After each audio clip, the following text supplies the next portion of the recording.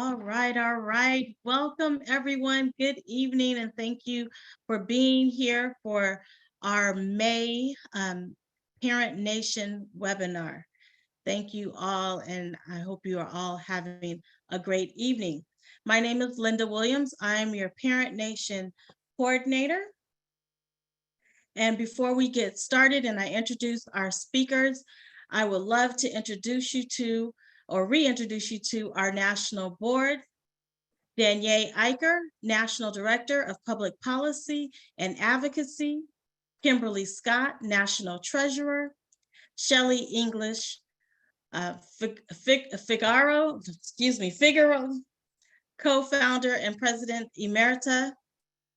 Quay Noel Kelch, National President. LaShawn Martin, National Vice President Operations.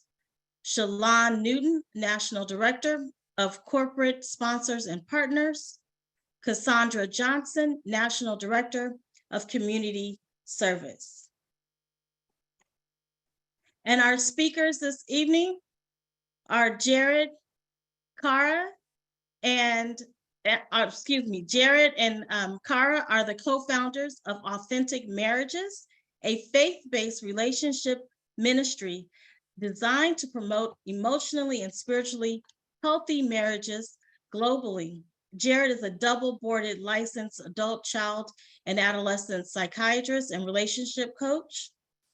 Kaara is a licensed clinical social worker and relationship coach with experience in individual and couples therapy with a specialization in healing emotional trauma.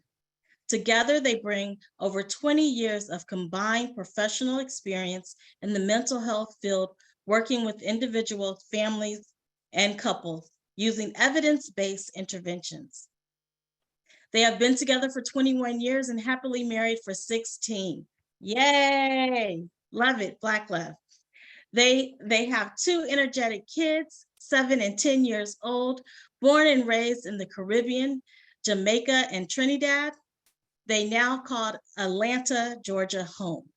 They are passionate about marriages and helping couples realize their full potential in their relationship. Kaara is a graduate of the University of North Carolina at Chapel Hill. Jared graduated from Duke University School of Medicine and obtained a dual degree in medicine and master's in psychology. Jared went on to complete his residency and fellowship at Duke University Medical Center.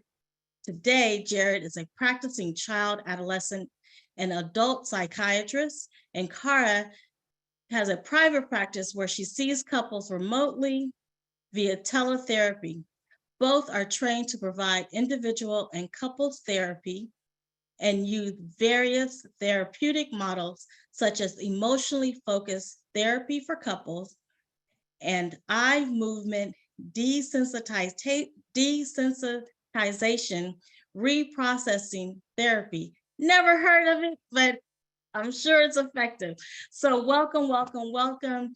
Sit back, relax. We have a great presentation for you this evening. And so without further ado, I will turn it over to Jared and Kaara.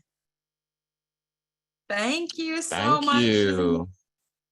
That was a great introduction. Yeah, couldn't ask for a better one. Thank you. And thank you to all the Mocha moms who showed up tonight. I am so excited to have you guys join us for tonight. We received a lot of questions, so I'm excited to just kind of jump right in and share. We're going to share about our presentation for a few minutes, and then we're going to get to the questions towards the end, right? So Linda already did a fabulous job of introducing us, and you know, we are here to talk about why is marriage so hard, right? Like, this is the topic, the question of the century.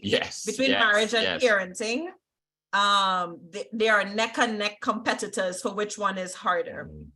And so the first thing that we want to talk about, one of the things that really makes marriage hard, we have kind of 4 pillars that we wanted to talk about today. And one of them being a lack of community, specifically for marriages. right? Like we are literally in our generation, in our time, we are doing a lot more with a lot less human resources. So we don't live with our families anymore. We don't have intergenerational families like probably our grandparents had or great grandparents had. And we now live in like us, like we are literally a whole country away from our families, right? Because we're from the Caribbean and we live in the US, and most of our family system is still in the Caribbean.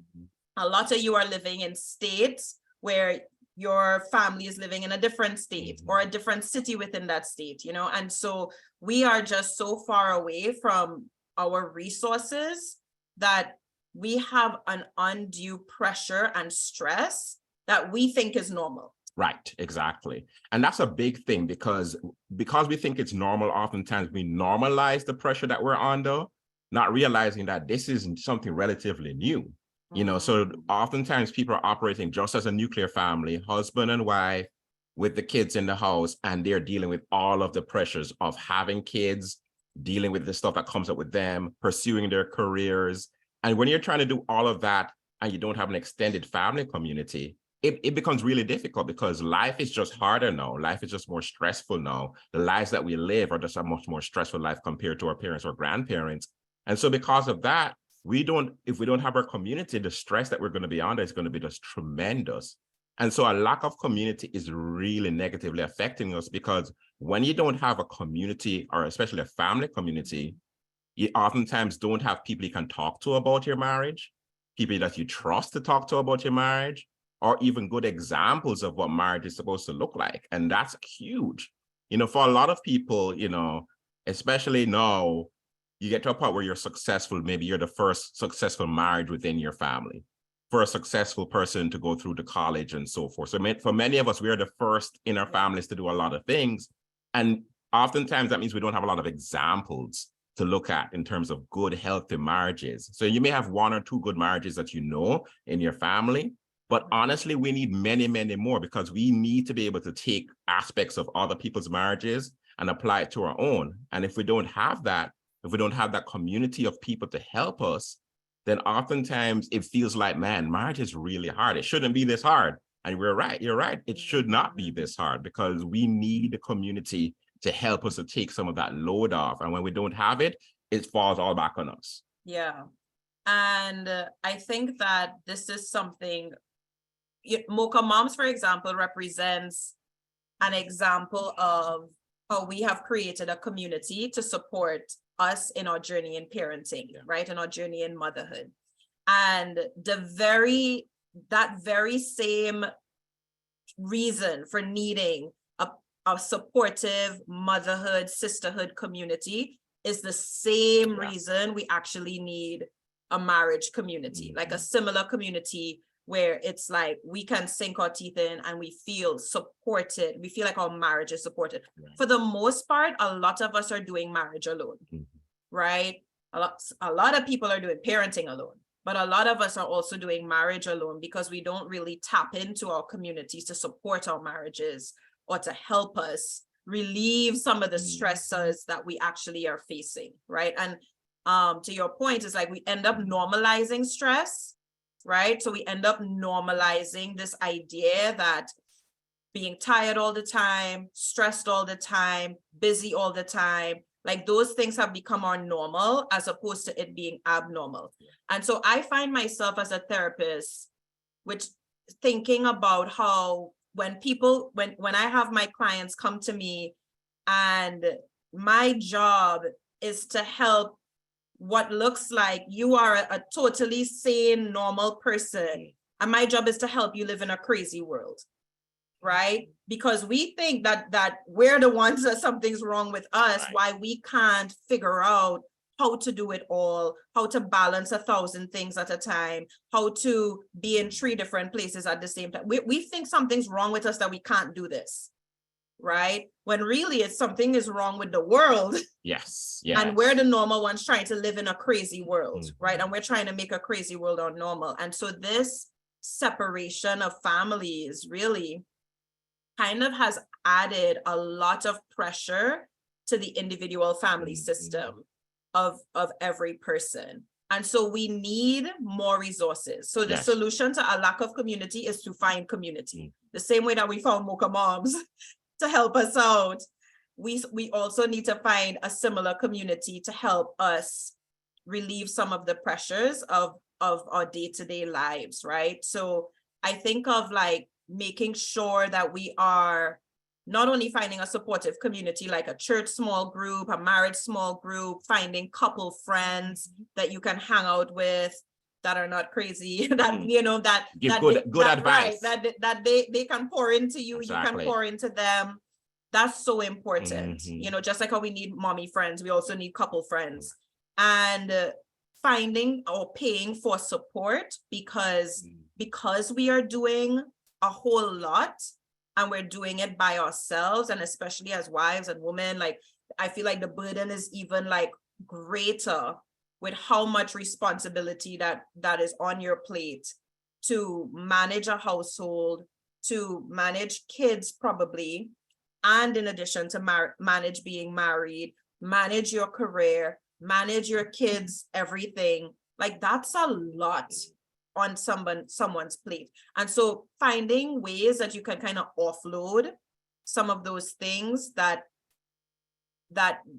someone else could do, you know, like someone else could clean your house, someone else could do the grocery shopping, you know, like we can be real creative with outsourcing and getting help for ourselves so that we're not so stretched thin.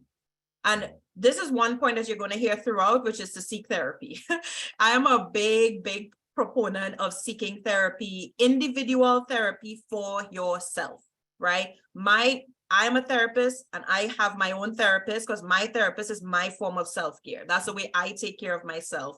And so that's one way too of like relieving some of your pressure and stress is taking care of your health, taking care of your mental health, paying for support, a babysitter, an au pair, you know, and cultivating a lot of relationships outside of your marriage so that you're not trying to get all of your emotional needs met by your partner, by one person, you know. And a lot of times what ends up sometimes happening, what I see in a lot of couples is that we shift from when we don't get our emotional needs met by our partner, we end up trying to get our emotional needs met from our kids. Oh, yeah.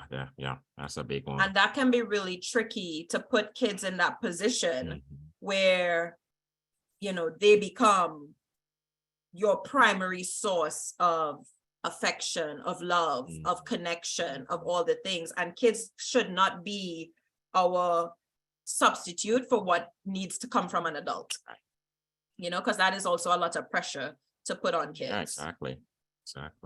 Anything else you wanted to add?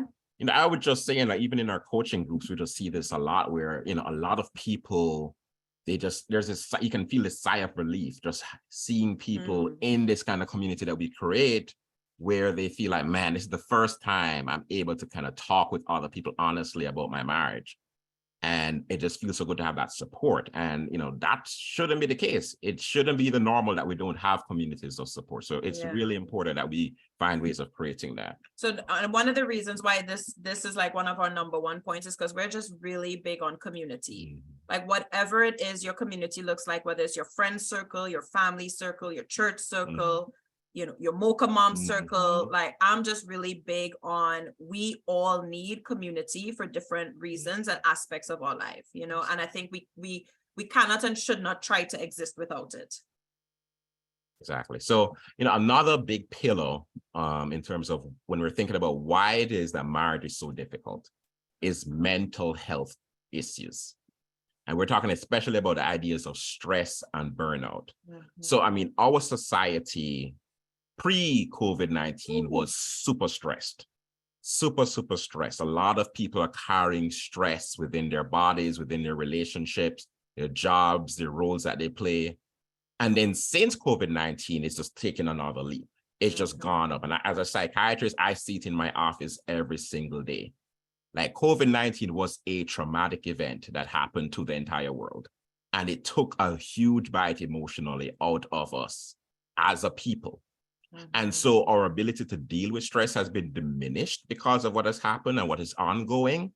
And then when you add to that the idea of just being burnt out, so many people are burnt out in their jobs. They're tired. They're not getting any kind of fulfillment from their jobs anymore. And it's just hard to go in day to day. And when you combine those two things, it puts an immense pressure on your mental health. And that is definitely not good for your marriage, right? So one of the interesting things that has happened and the sad things that has happened is that we've seen a rise in suicide, especially among our young people, among our kids. Is one of the leading cause of death. And one of the reasons why this is happening is because we are living in the loneliest generation of America. Like, this is the loneliest generation of Americans ever. We are so isolated. Social media is isolating us even further. You go into a restaurant and you're looking at a couple going on a date, and they'll be on their phones like 80 to 90% of the times, looking down on their phones, not really saying much to each other, right? And we're seeing it even more among our young people, where it's like kids will get together to be on their phones and not really say much to each other. And so we're connecting in a pseudo way through social media, but in fact, we're actually more isolated than ever, right? And that is just breaking down our mental health. Juggling that, kids, when you have as parents, just having kids is difficult. Just having just regular kids is difficult, right? But juggling kids and demanding careers, that is a tough thing to do. And as we said before, because of our lack of community, we're juggling all of these things without the support we need to actually do it. I remember growing up in Jamaica and just having like my grandparents around. Sometimes my grandfather would pick me up from school. Sometimes I'd go over to his house and just kind of hang out until my parents pick me up. That idea of having that support is so important. And when you're juggling kids and their careers, it's just really difficult because you have no one else to kind of fall back on. And so you're getting more and more stressed. We're living in increasingly difficult economic times, right? COVID-19, one of those big stresses that happened. But over the past 15 years, especially since the housing crisis in the 2000s, America has really been in a tumultuous state. And so we're in a lot of economic stress. People are worried about their job security. There's layoffs are happening all over the place, right? Racial microaggressions and this full-blown aggression, right? It seems like every other day you're reading stuff and you know your own stories of just being in environments where you're the only Black person there, right? And we don't think about it, but those things are stressors that our body is absorbing. It's absorbing all of those stressors that are happening. And when you're dealing with microaggressions that are happening continuously, that puts a toll on you, right? And then our kids, as I said before, our kids are really, really struggling, really, really struggling. And as a parent, when you have kids that are really struggling, it puts a lot of pressure on you. It puts a lot of pressure on you to try to be a support system. But if you're stressed out yourself, how are you going to be a support system for your kids? Yeah. You just can't do it, right?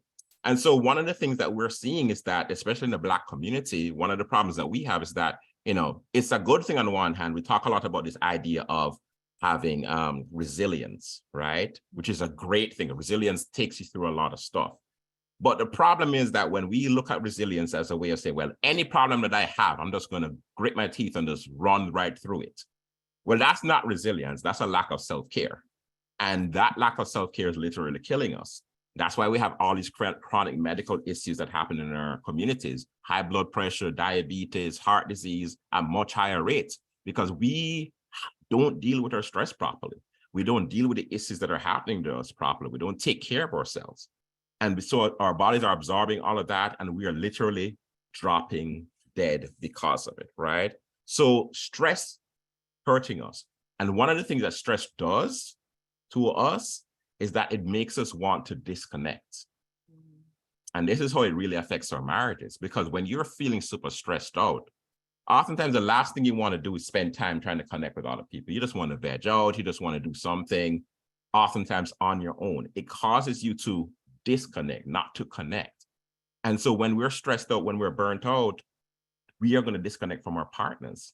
We're going to have very little in our tank to give to our partners, because marriage requires energy. It requires us to put things out to keep our marriage thriving and healthy. And if we are stressed out all the time, if we're burnt out, we're not going to be able to do that, right? And so the question is, okay, what do you do about this, right? No, there's certain things you just can't do. You can't change your job potentially quickly like that, or you can't, obviously get rid of your kids, even though sometimes I think about getting rid of some of my kids, right? You just can't get rid of your kids, right? So like these things are just there. These are those things that you have to deal with, but you have to find ways of coping in healthy ways, not unhealthy ways, but healthy ways. So meditation, mindfulness, right? Yoga, those things seem like small things, but the studies show they're not. They actually have a huge effect on our mental health and our bodily health. We actually improve our bodily health when we engage in practices like that, right? Another big thing is doing less. Oh, yes. Doing less. A lot of times we think about coping and resilience as like, how can I find ways to become more effective at doing more things without getting burnt out? Well, the problem, and this is what the studies show, is like, especially when it comes to burnout, becoming more resilient doesn't help actually with burnout. It doesn't help at all. You know what helps with burnout? Doing less. So taking things off of your table. And I know sometimes it can feel like, well, I can't do this and I can't do that. I have to do all of these things. Well, do you really have to? Yeah. Do you really have to? Because if your mental health collapses, nothing else really matters. And that's what I tell my clients all the time. I see kids all the time. They're like, well, I have to do this at school and this at school. It's like, yeah, well, if you're not doing well mentally, if you're depressed, if you're trying to hurt yourself, does anything else really matter? Right? Our mental health is critical. And so we have to find ways to cope. And then one of the other things we have to do is that we have to make sure that we prioritize not just our self-care, but our marital care. Meaning that in the world that we live in, even when we do the best to take care of ourselves, we're going to still feel tired. We're going to still have times where like, man, I just don't feel like connecting. And we have to fight through that. We have to prioritize our marriage. We have to make sure we're doing things to daily connect with each other, date nights, things like that. Because otherwise, if you don't prioritize your marriage, inevitably, it's going to feel it and it's going to start falling apart. I think what it's sounding like is going back to kind of like one of the points we mentioned earlier was that we have to stop thinking that we are supposed to be able to juggle 1,000 things and have 1,000 plates in the air and do it all. Right. And do it all well, do it all with a smile, do it all graciously. I think that's the thing that if anything you guys take home is really we are doing too much. Like as a collective, we are doing too much. We are burning ourselves out.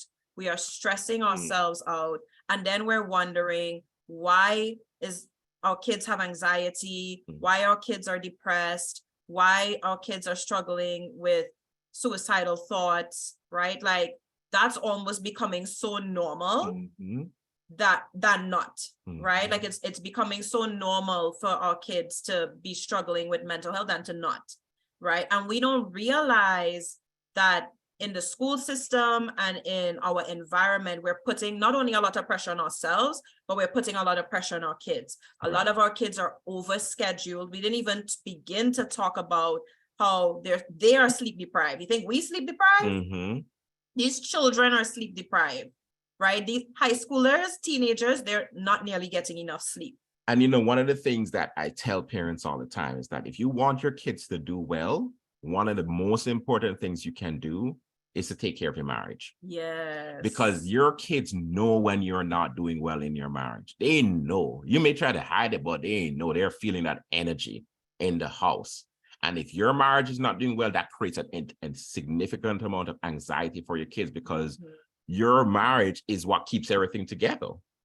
The family unit is what keeps them feeling safe emotionally. Yes. And if they feel like things aren't okay, that makes everything not okay. So and imagine home not being your safe place. Exactly. Right? Like your home is supposed to be not only your safe place, but a safe place for your kids. Exactly. So if it's not a safe place for you, it is not going to be a safe place for them. Even if you like try your best to shield them or hide from them, your kids can know when something's off. They can feel that without words. We don't have to use words. Like we don't realize how much our energy communicates what's going on to children. Exactly. So do less, guys. Exactly. Like, please, if anything we take home, do less. Offload from your plate. Give it to somebody else to do. Like, it's not worth it. Your health, your mental health, your sanity is not worth it. Exactly. So this is my favorite topic here. which is one of the things that is a big impact in marriage, is our trauma, our partner's trauma that comes to the plate, that comes to the marriage, right? We've historically kind of talked about it as the baggage that we brought into our marriage, right? Like we're all familiar with that idea that we all brought in some type of baggage, right? A lot of times what's in that baggage though is a lot of childhood, late into early adulthood trauma, right? And some of this trauma is known, but most of the trauma that people experience are unknown. And when I say unknown, I mean that you don't know that it's trauma. You don't know that you have been through trauma. And I spend half my time educating my clients on what trauma is and informing them that the things that they have experienced is not in the realm of normal. Right. But because we have lived in this dysfunctional chaos for so long, it felt like normal, right? Like my family system just felt like normal because that's just the way we talk, or that's just the way we do things. And we sometimes don't realize like what trauma is. So I kind of think of trauma as we have big trauma, which is the obvious. This is where it's known. It's so big that everybody knows what it is. Domestic violence, abuse, physical, emotional, sexual abuse. We see that. PTSD from fighting in war, very obvious, right? Those are the big traumas. So no one, gets physically abused and then is confused that they had trauma, right? It's like, oh, that was so big and so huge. Like we know that was a trauma. It's the small traumas that I think of as like paper cuts. I think of it as like, it's almost invisible. It's almost unnoticeable. But when you've experienced 1,000 paper cuts, it equates to one big trauma. It equates to the weight of a big trauma. And so a little trauma, a small t trauma, can be something like not getting nurturing as a child, not having positive affirmation as a child, not having parents who they provided for you physically, financially, but they didn't provide for you emotionally. Yeah. They didn't show up when they needed to show up, or they didn't give you words of, you're beautiful, you're smart, you're intelligent, you're gifted. They didn't provide you with those buffers that we need to hear, that children need to hear reinforced, especially by their parents. Little traumas could be arguments that we've had with a friend.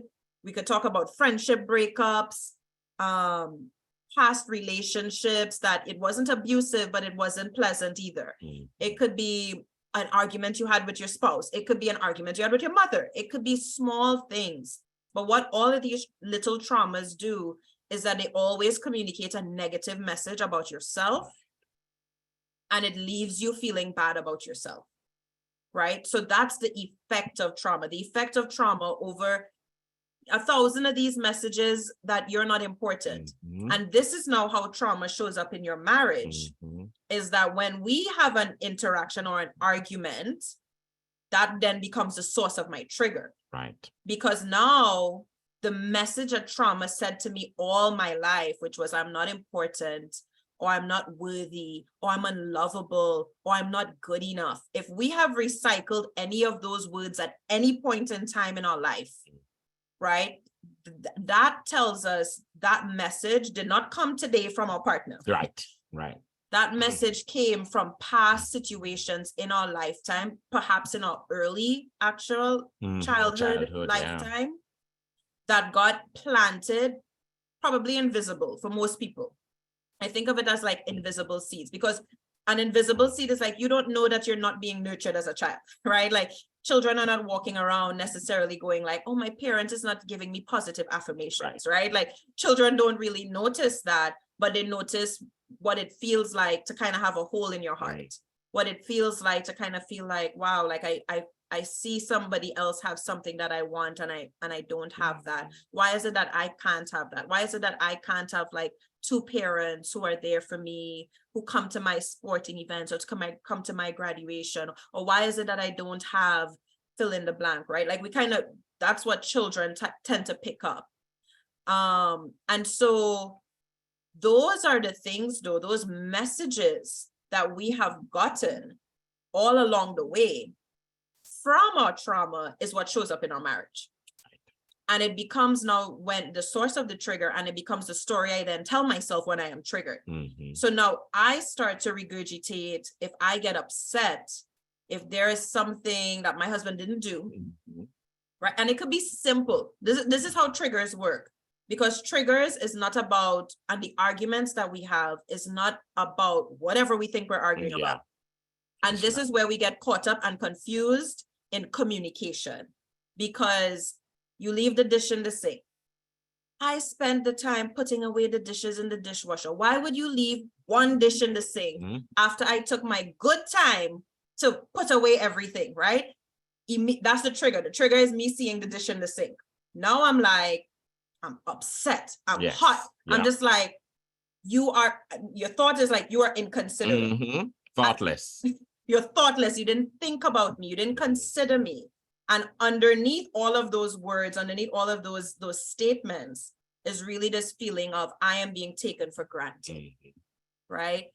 And that's a heavy feeling, right? Now it's like, it was one dish in the sink that now has compounded to me feeling taken for granted. That makes me feel unseen, invisible. It makes me feel devalued, like you don't value me. You don't see how much I'm giving, how much I'm pouring out. And so you just put this dish in the sink. It's a total blatant disregard for, all the things that I'm doing. And so see how we go from one dish in the sink to this big old story, to this ginormous, emotional, and think of the emotional weight of those statements. Those statements of like, you disregard me, you don't see me, you take me for granted. I am not important to you. This is now the conclusion that I make from this one dish in the sink. And so I might go to my husband and say, well, you should know better than to leave a dish in the sink. Why would you leave one dish in the, and this is how the argument will start, right? It'll be like, this is crazy. Why would you leave one dish in the sink when I clean up everything? Clean up. And I never in the argument actually say, I actually feel hurt and unseen.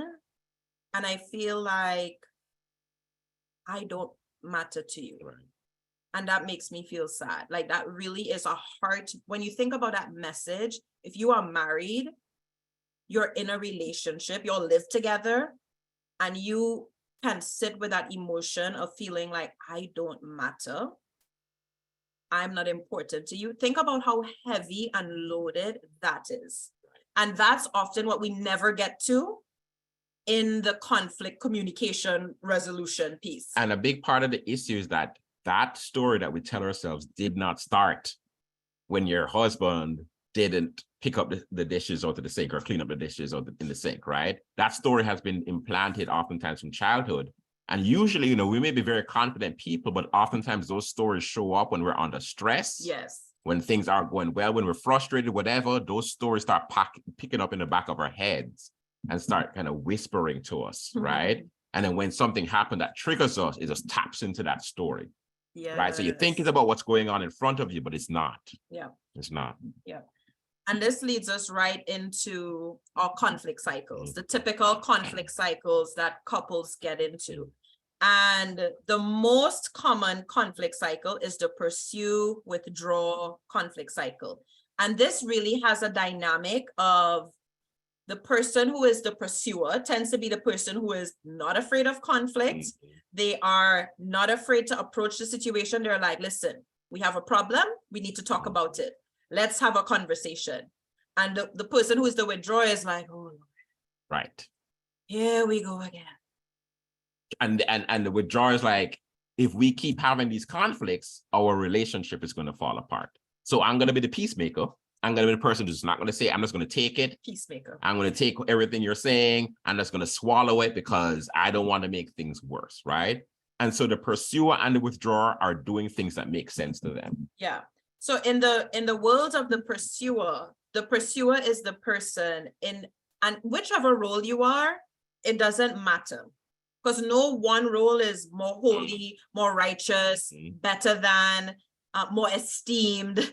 But what it is though, is that each person, I'm a pursuer, Jared is a withdrawer, each person feels right and justified in their position. And each person also feels the other person is wrong. Right. Because I, as the pursuer, I think that we need to resolve conflict. Right. We need to come to the table and have a come to Jesus conversation. This is the only way things will get better. Let us have a come to Jesus conversation and solve this issue, nip it in the bud, call it a day. Right. Right. And so my motivation for that is that I want the relationship to be fixed. Right. I want us to get closer together. I want us to take this conflict out of the picture so that we now can be on one accord. Right. So my goal in bringing up conflict or problems or issues is because I want us to be better. Right. And I care about the relationship and I care about us. Mm-hmm. So this is me fighting for the relationship. However, a lot of ways that the pursuer fights for the relationship can come across a little bit off to the withdrawer. Just a little bit. Just a little bit. Pursuers have a tendency to be a little bit critical, which I consider, sometimes we're just trying to be helpful. Right. Right. Like we're just trying to be helpful, but in the withdrawers world, it doesn't feel like it's helpful. It actually feels a lot more harsh than that. And so we can come across critical. We can be sometimes loud, angry, aggressive in our tones and in the way we come across. And but the goal of it is because I want us to fix this. And the thing is, as the withdrawer experiencing that, because the pursuers, experience of coming across and trying to deal with problems, they don't feel like they're coming across in any harsh way. They just feel like they care and they're fighting for the relationship. So it makes sense. But as the withdrawer, oftentimes we don't experience it that way. Yeah. We experience it as being a little bit too heavy. And do we have to talk about everything? Is everything something that we have to have an argument about? Can't we just have a peaceful day? I'm coming home from work, I'm stressed. And then the first thing is like, we need to talk. It's like, oh my God, like, do we really need to talk about this? Because oftentimes as a withdrawer, you feel this high energy that's coming towards you. And it can be overwhelming. A lot of times us as withdrawers, we get overwhelmed by a lot of high energy, especially what we perceive to be negative energy. And so because of that, we feel like if we keep getting in these conflicts, it's going to destroy the relationship. And so in our mind, the solution to keeping the relationship healthy and successful is to minimize conflict. It's to say, okay, I'm just not even going to engage. As a matter of fact, avoid conflict. Exactly. And if there's something going on in my head that's bothering me about the relationship, I'm not even going to say it, because if I bring that up, it's going to cause more conflict. Mm-hmm. And the few times where we've had a drag out conflict or argument about something, it didn't fix anything. So why are we trying to do that more in our relationship? So in my role, I'm trying to do what I think is going to be helpful for the relationship. But towards my partner doesn't experience it that way. No. It feels like I'm being cold. I don't care. I'm not invested in the relationship, or I may not even have any feelings. Right. Yes. It may feel like you just don't have any feelings. That's your problem. And you don't care. And that's the story that we make up, going back to kind of like the stories that we tell ourselves in these cycles, is that when I look at like the withdrawers role, so a pursuer pursues, they might be critical, they might be, angry tone, all of these things. A withdrawer is going to likely shut down, walk away, stonewall, not say anything, not disengage, numb out. Like there's certain withdrawal moves, and all of their moves is really about avoiding the conflict. And one thing I would say as a withdrawer, a lot of times, and pursuers may not always notice this, is that a lot of times withdrawers are doing a lot of mental work. In their head, they're just thinking about 100 different ways to not cause issues. So you anticipate problems, you try to fix problems before they even arise, so the pursuer doesn't bring it up as an issue. And so you're doing all of this mental work just to keep the relationship doing okay. And so resentment can start to build, because you can feel like you're bringing up more conflict and I'm doing all of this work just to keep us okay. Why do you keep doing this, right? And once again, it goes back to the idea that both the pursuer and the withdrawer are doing the things that they feel is going to help the relationship. It's just that they're doing it in ways that are honestly opposite of each other. And so they see their partners doing things that are the opposite of what they're doing, and it feels like you're not helping me to keep this relationship alive. You're not working with me. And not only is it opposite to each other, but the thing that I do is to pursue and / protect the relationship then becomes the thing that hurts the withdrawing partner. And then the thing that the withdrawing partner does to protect the relationship is the thing that hurts the pursuing partner, right? So if a withdrawal walks away or shuts down, the pursuing partner is left feeling rejected, abandoned, alone, all of those negative feelings, right?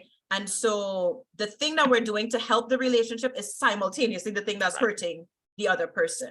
So this is why whenever we're in the cycle, whenever we're in this dynamic, it's just not helpful. So I never like to label it as like, oh, the pursuer is wrong or the withdrawer is wrong. It's just that when we're in that role, we're not helpful in terms of the relationship, but we're doing the best that we can because it's literally, we're so triggered and we don't realize the depth of our trigger, and we end up talking on the surface about whatever it is that we're triggered, like the dish in the sink. And we're not actually talking about from a vulnerable place, which is I actually felt hurt and I actually felt rejected or sad or abandoned or alone. Like those words are so vulnerable that if they are ever masked in anger or frustration or exasperation, then we're no longer in a safe space. Anytime we're triggered, it's a sign that we're no longer in a safe space, that we're no longer feeling safe. And so what I call our protectors sweeping to help us.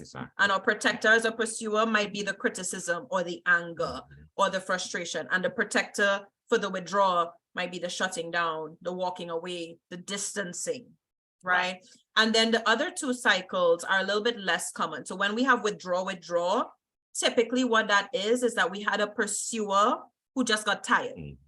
I'm so tired. I'm so done. I can't bother try anymore. I'm exhausted. I'm doing all the work. So I'm just not going to do anything anymore. And so they shut down and they stop picking arguments. They stop asking for anything. They stop engaging. And so that's when you can see a withdraw, which is a very actually dangerous place to end up in a marriage. And then the pursue is when we are very like high conflict, volatile, borderline, verbally or physically abusive relationships. Like those tend to be like the pursue, where it's like constant conflict all the time. Right. But most relationships are usually in a pursue withdraw. Cycle. So what do we do? How do we actually bridge the gap, right? Because at the heart of all conflict is emotional disconnection. When we feel emotionally disconnected from our partner, that's when conflicts arise. It's not about the dishes. It's not about who forgot to pay a bill. It's about feeling like this person is not there for me, right? So we have to increase emotional connection. So how do we practically do that, right? There's a lot of things you can do, but here are some simple things. One, we have to make sure that we're connecting on a daily basis. So it can't be talk about kids or things about, career stuff per se, like where things are, happening there or what bills need to be paid. It's more about how are you doing? How can I be a service to you today? How can I, what can I pray for you about? What is something that's going on in your life right now that you want to talk about, right? This daily connection time is so important. And we don't do that because we just get into our lives, get so busy, and we just forget to do that, right? Date nights. Seem small, huge deal. A lot of people say, I'm just too tired to go on a date night, or I just don't have the time or whatever. You have to make time. You got to find the energy because date night keeps the spice of the relationship going. You didn't get together and marry your spouse so you could pay a mortgage together. That's not the reason why you did it. You did it because you love the person. And because you love that person is the reason how you found that out is because you went on a lot of dates with that person before you got married. You spent a lot of time connecting, and you have to do those things still, even despite everything else going on in your life. You have to grow your community. We spoke a lot about this already, but you have to grow your community of people who are invested in the health of your marriage. People who care about your marriage, who can give you helpful advice, who are willing to talk to you and help, and are not just invested in just one person per se, but are invested in your relationship. You have to build those relationships with other people older than you, mentors, but also people your age who are like, hey, we take our marriage seriously. And if you want to get together, we can spend time together taking our marriage seriously and going out on date nights and talking about things that relate to marriage, right? Couples counseling. So this is huge. A lot of times we see people showing up at authentic marriages when they are at death's door when it comes to their marriage. Please don't do that. Go to couples counseling when you see problems starting, not when it's like, man, I think it's time for a divorce, but I guess I'll try something. Like, no. do it early, because that at that point, there's a lot more that can be done. And there's been a lot less hurt that has happened. And that's something that we do all the time, is making sure we work with people to say, hey, listen, you are investing in the health of not just your marriage, but your future family. Generational is going to benefit from working on your marriage, right? Coaching groups. So we run couples coaching groups, and those are huge, because you not just learn from us, you learn from other couples. You learn that you're not the only person. You thought that I'm crazy, or I thought that your spouse is crazy, right? And something's wrong with them. It's like, oh, actually, this is pretty common. We're actually normal. We're normal. Like this conflict we're having is like they have this conflict, and the insights they're getting, wow, that insight really helped me, because I realized that is something that I do, and that's why I do it. I didn't realize that's why I do it. I didn't realize that's why you did what you did. We help to make sense of the crazy. Exactly. You know, so that people can understand that, you know, nothing's wrong with you. This is normal. It's just that no one told you this. No one told you the fine print in marriage when we said those vows. Exactly. And then couples retreats. So like we do couples retreats, international retreats. We do a celebration of love retreat every single year. Last year we were in Jamaica, the year before in Aruba. This year we're going to Belize. And so this is just a fun time going out with other couples and just doing fun things. We don't sit down in a classroom the whole time. For the most part, we're out just having fun, because experiential experiences that we have as couples with each other puts emotional coin in your bank. It makes man, that was a great time. We had such a good time. I can reflect on it and say, man, that was good, just reconnecting without the kids and just doing our thing together. So those are the kind of small things you can do, but it's important to make sure that you are doing something. Yeah. You're doing something, because emotional connection is a key to resolving pretty much all conflict. And we have a free resource for you guys, which is a Staying Connected workbook. And in this workbook, it has some daily questions that we give to our coaching group clients. And we encourage you guys to like print these questions, have them on a sticky note, have them somewhere in your phone, take a picture, but use these questions. And you don't have to use all the questions, but you could just use one question, one question a day, just to connect. The question is not, did you pay the bill? Did you take out the garbage? Did you call the lawn guy? These are not connection questions, right? Those are housekeeping questions. And what happens is that when we get married, we stop having connection questions or connection conversations, and we start having housekeeping conversations, conversations about the kids, what needs to be done, what happening this weekend, all of those things, right? But we stop actually, how are you? Right, you know, like, how are you really doing? How are you really doing? Exactly. What's going on in your world? You know, what stresses are you facing? Because a lot of what's happening in our marriages, we are not having basic conversation. And the lack of disconnection is really the root of all of the discontentment and frustration and arguments. Because if you find yourself starting to argue and bicker over little things, it is because we are not connected. It is because the more emotionally disconnected I feel, the more irritable you're going to be, the more snappy you're going to be, the more other things start to frustrate you. So time for questions. Yes, and we have lots of questions. I've been tracking a lot of questions you actually answered in the presentation. So that's why we went a little bit over in the presentation. One question that there's a couple that stand out, but the first one is, how do you build back connection and intimacy? Our communication styles are very different. I like to talk, but he is more of, okay, I don't know. Boy, that's a very classic pursuer withdrawer dynamic right there too, right? Because a lot of times with the pursuer and the withdrawer, a lot of it is personality based as well. So we would also find that the person who might be the withdrawer might also tend to be more introverted. Right. And the person who's a pursuer tends to be more extroverted and vocal and has lots of words and lots of things to say. So this is oftentimes one of the biggest challenges that a lot of couples actually face. So thank you for whoever posted that question, because I think a lot of people can actually relate to that to this dilemma, dilemma. Yeah. you know? Yes. So what do you have to say as an introvert? So, I mean, I think a big part of it is, you know, because you have a certain number of, especially as an introvert, you only have a certain number of words, right? And I think you have to say, okay, we are going to create 10 to 15 minutes every day where we're just going to connect. It doesn't have to be 3 hours of talking, because for an introvert, 3 hours of talking is like, oh my God, like I can't do that. I'm drowning. I can't do 3 hours of talking. But if you can say, okay, we're going to prioritize us connecting for 10 to 15 minutes, because this is important to both of us. It's not about one person getting something from it. It's both people getting something from it. That really can help. And say, all right, I know you're an introvert. I know talking all the time is not a big thing for you. And so I have my girlfriends who you know be able to talk to, perhaps, where it's like, okay, I'll spend the next 2 hours talking with my friends, but I'm going to spend 10, 15 minutes every single day, or at least most days of the week, where me and you can just connect. How are you doing? What's going on in your life? You know, let's check in. When you do that, you actually can stay connected despite having different personalities. And one thing I would add, because I'm making an assumption that it might be the husband who's the person who doesn't want to talk, right?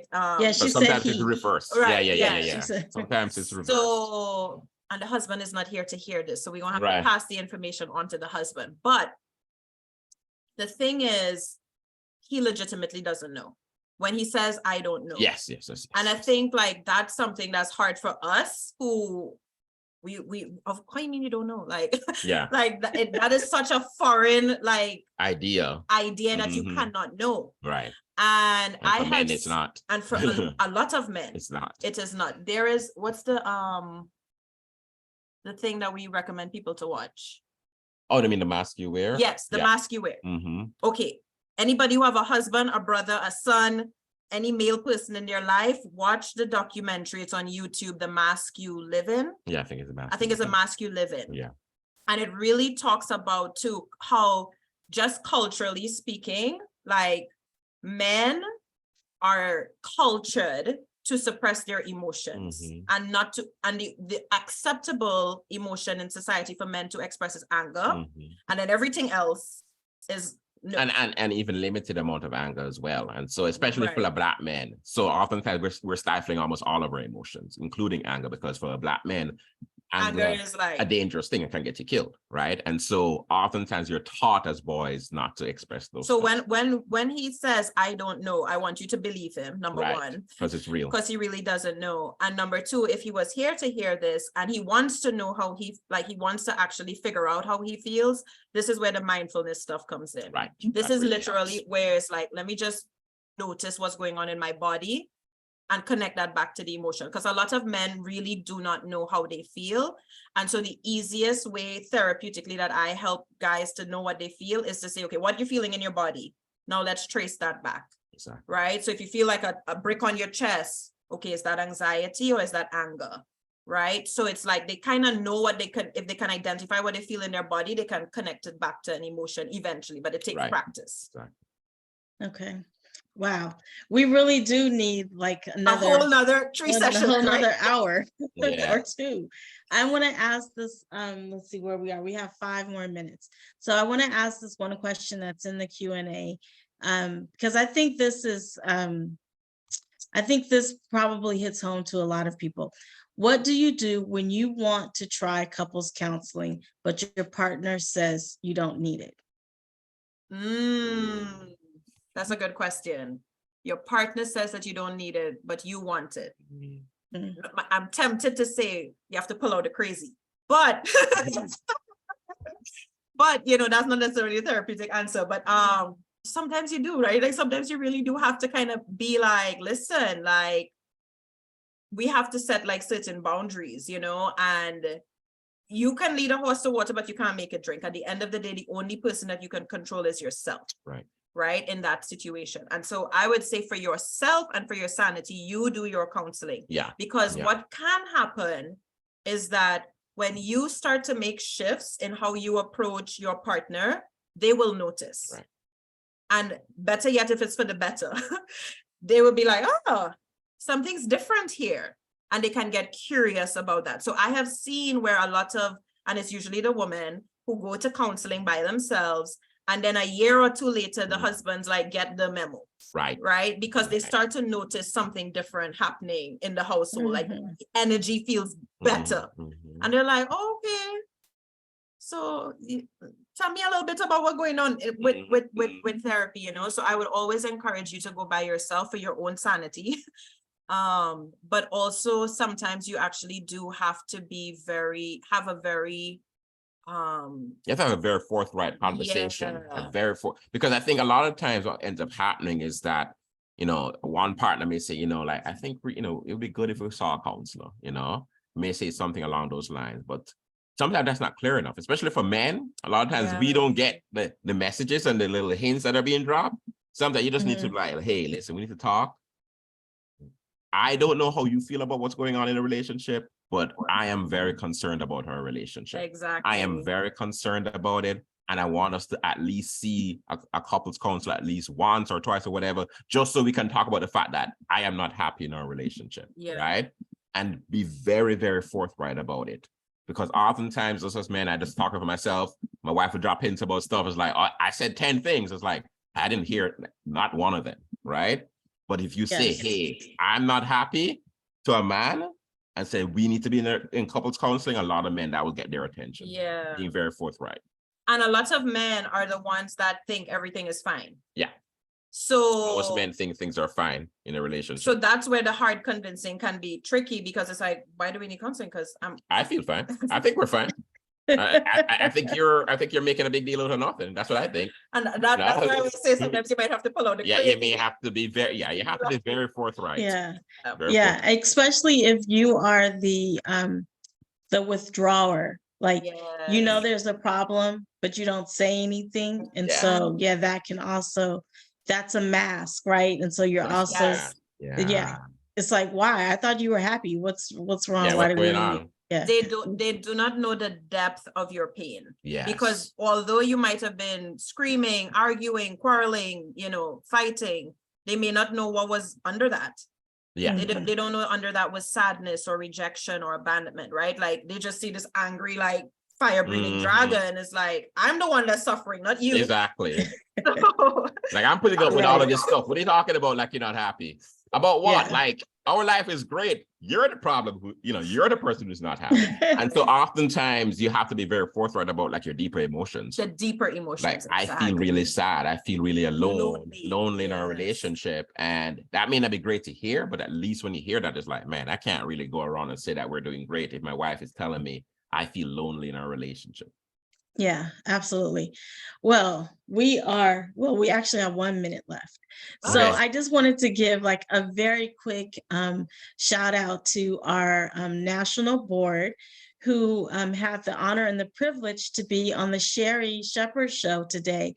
And many of them are on this call this evening. They just like came back in, they're tired, they're exhausted, but they're here. And so I wanted to say thank you all for being here tonight and representing Mocha moms on a national level on the Sherry show. I haven't watched it yet, but I have it DVR'd, and so I can't wait to see it. And so thank you for your service always. Another plug, our own Mocha, Brooke Nakia, is our Mocha Moms Marriage Network chairperson or chairmom. So if you are not on the Group Me group for the Mocha, I forget what our group is called, the Group Me group for Married Mochas, get on it or join the Married Mochas Network on the website. If you go to the mochamoms.org, you can join the Married Mochas Network, and then that will get you tied into our married community. We were talking about community, and so that's another thing that you can do. Also with your local chapters, hopefully you are doing date nights and that you celebrated Black Marriage Day as a group. And when those things are coming up, take advantage of those opportunities and join in. So those are my plugs for our Mocha Moms, things that we already have in play. And Kaara is a member of our group me, so you might get some free advice, just saying. Or at least a heads up on things that are happening with their practice. So you know, that's my plug for this evening. And I just wanted to say thank you for all that you poured into us this evening. And I looked at your website and I'm sad that I missed the opportunity to go to Belize, but I will keep watching and make sure I sign up for the next retreat, because, you know, that's something that I know my husband and I would definitely enjoy. Maybe we just need to plan a Mocha retreat. Yes, absolutely. Yeah, That would be great. let's make that happen. Just for the fun. Yes, let's do it. That would be so awesome. Yeah, absolutely. But thank you so much, Mocha Moms, for having us. And it was just such a joy and a pleasure to be able to, you know, give back to our community. And so I love talking about all things marriage and trauma. So y'all feel free to hit me up in the group me. Yes, absolutely. Thank you so much and good night, everyone. Good night. Good night. Bye.